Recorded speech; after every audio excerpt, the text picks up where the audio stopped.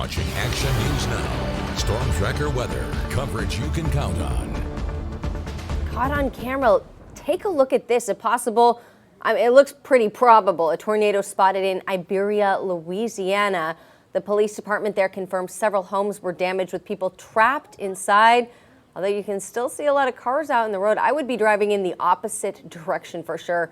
We also do know that rescuers have found at least 3 people, 2 women and a young boy dead in the wreckage across parts of the state. That's just so frightening anytime I see. That's one of my terrors. I've never experienced one, knock on wood. Neither have I. And we do have them here in our region, of course, but let's check in with Chief Meteorologist Jason Stiff. That's not in our forecast, right? Yeah, thankfully no tornadic thunderstorms for us right now, but we're going to have some gusty wind. It won't be tornado strength, but we will have some more wind moving our way. Now, as far as the southeastern part of our country, it is still much more active there. You can see a gargantuan area of low pressure that's centered over Minnesota, but it extends all the way through the Mississippi River Valley, and then you can see those thunderstorms that move through Louisiana. Now they're pushing through Alabama, getting closer to Atlanta, Georgia. Very active weather for a good portion of the country. Here, fairly quiet, but we're going to get a little bit more unsettled by tomorrow morning. Right now, it's not very warm in Chester. As you can see, it's 29 degrees, 24 degrees in Alturas, 30 now in Bernie, 47 cool degrees in Redding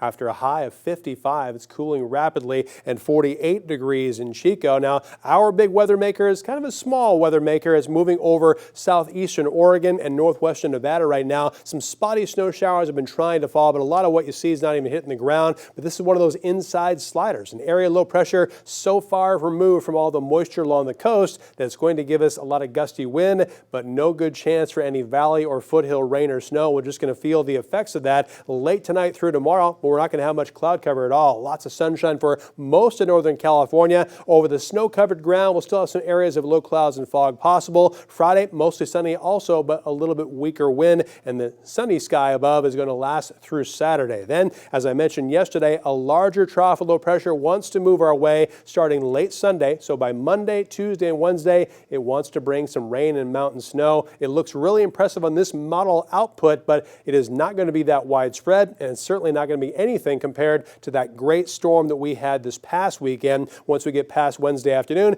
gradually decreasing clouds, some breezes blowing, but not very much precipitation. Coming up on our second hour, I'm going to show you our 2 long-term forecast models, let you know which one looks a little bit more likely and how much rain and snow we can expect. But in the short term, it's all going to be about the wind. Not very much all the way through 11 o'clock tonight, but before the sun rises tomorrow, that wind is going to pick up through the valley, pushing right down through the valley toward the central part of the Sacramento Valley. Also some gusty canyon wind, some between 25 and 35 miles an hour, continuing through late Thursday into early Friday. Then as we progress through Friday, that wind will begin to weaken and things will quiet down as we move into Saturday afternoon. So here's your forecast for tomorrow. Mostly sunny and cool for northwestern California. Chilly in the morning, not really that warm in the afternoon, with highs from the upper 30s in Wairika to the upper 40s in Weaverville. For the northeast, it's going to be another chilly night tonight with the passage of that little inside slider. Lows in the single digits and teens, highs in the 30s and 40s with some morning fog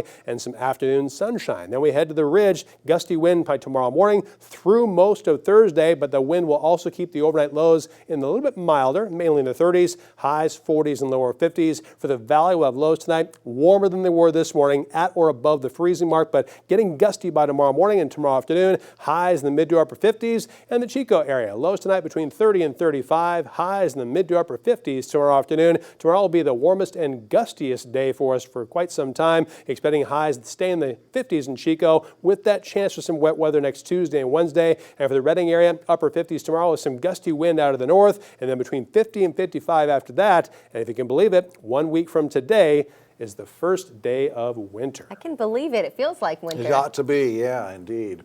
All right, well,